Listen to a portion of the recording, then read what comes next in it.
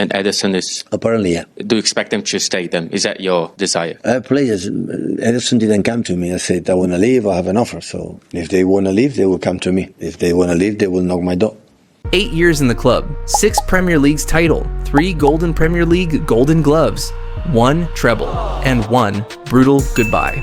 The goalkeeper who turned passing into a weapon, benched on opening day while fully fit. Not because he's old, not because he's injured, not because City found a better playmaker in gloves. So, why push out the man who made Pep's build-up untouchable? This isn't a simple transfer story, it's a philosophy breaking on live television. The numbers that were ignored, the moment that changed everything, and the decision that says more about where Manchester City are going than about who Ederson used to be. Because if Pep Guardiola is willing to remove the heartbeat of his possession game, it means he's rewriting his own rulebook, starting from the only position he once refused to compromise. Here's what really happened, and why the exit of a legend might be the opening move in City's next era. In 2017, Manchester City didn't just buy a goalkeeper, they bought a system upgrade. 40 million euros, second most expensive keeper ever at the time, and Pep didn't hesitate. Claudio Bravo sat, Ederson started. From day one, City's first pass belonged to him. Balls zipped through pressure, traps turned into launch pads, center backs spread wide because they trusted the man behind them more than most teams trust their number 10. He wasn't just safe with the ball, he was dangerous.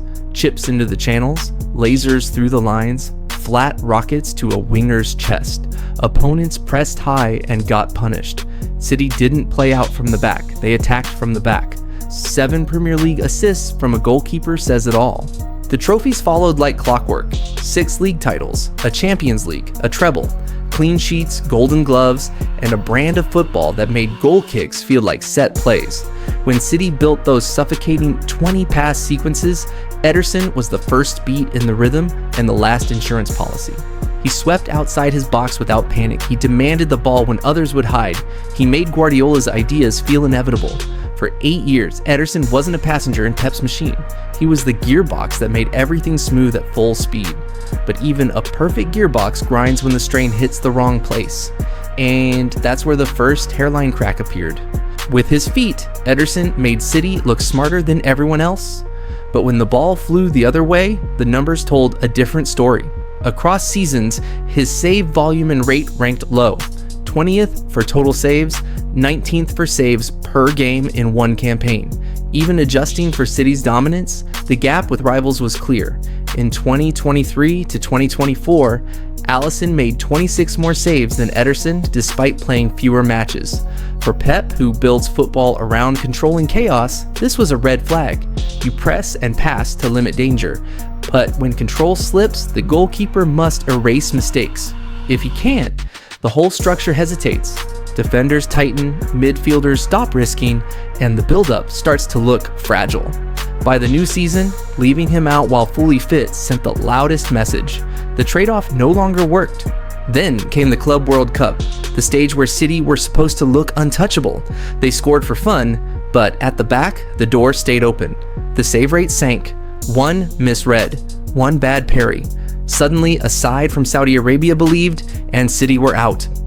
That wasn't just a bad night, it was the night the priorities flipped.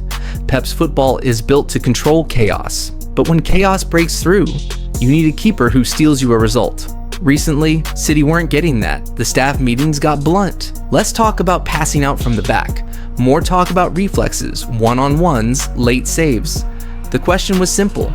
Can he win us the 88th minute moment in a Champions League quarterfinal? Too many answers said no. It felt harsh because Ederson helped build modern City. He turned goal kicks into attacks and made pressing Pep's team feel like a trap.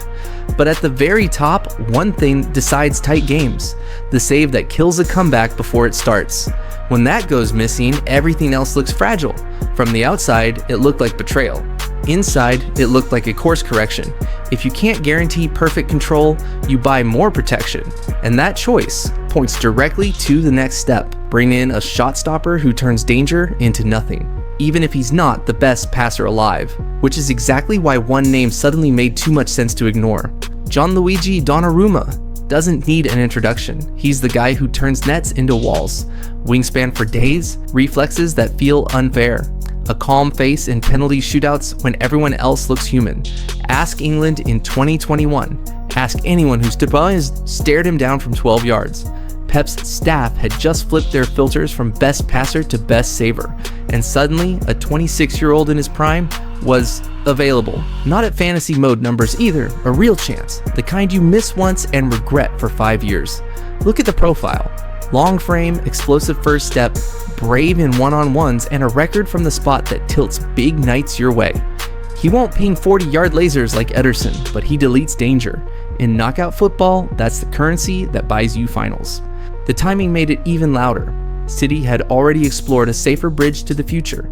Trafford, a young shot stopper with upside, and the original plan was simple. Keep Ederson's feet, move Ortega, grow the kid. Then, Paris cracked the door. Donnarumma, at a sensible price, is not a maybe later. It's a now or never. Inside the recruitment room, the argument wrote itself. Do you wait for a prospect to become the answer, or do you sign the answer at 26? There's a trade-off, obviously. You lose some of the poetry in the build-up. You gain a keeper who wins you ugly games. For a manager who just watched a tournament swing on one soft wrist, the choice stops feeling philosophical and starts feeling practical. That's why the mood around City shifted from "we love what Ederson gives us" to "we can't afford what he doesn't." Donnarumma was the rare solution that solves the exact problem Pep decided he can't live with anymore. And once that door opened, there was only one way through it. But to walk in a new number one, someone had to walk out, fast, clean, and ruthless. Ederson isn't just a name on a transfer list. He redefined how City played. He made pressing them feel like sticking your hand in a blender. Fans trusted him, teammates leaned on him. But Guardiola's job is to protect seasons, not stories. Last year proved the margins were too fine to live with the trade-off. The club flipped its priorities. Reaction saves, one-on-ones, penalty prep, and every arrow pointed the same way. Better to make a ruthless clean break now than slowly shrink a legend into a backup. It's clinical, but it's how super clubs survive. By changing before results force them to. On paper, the upgrade looks obvious.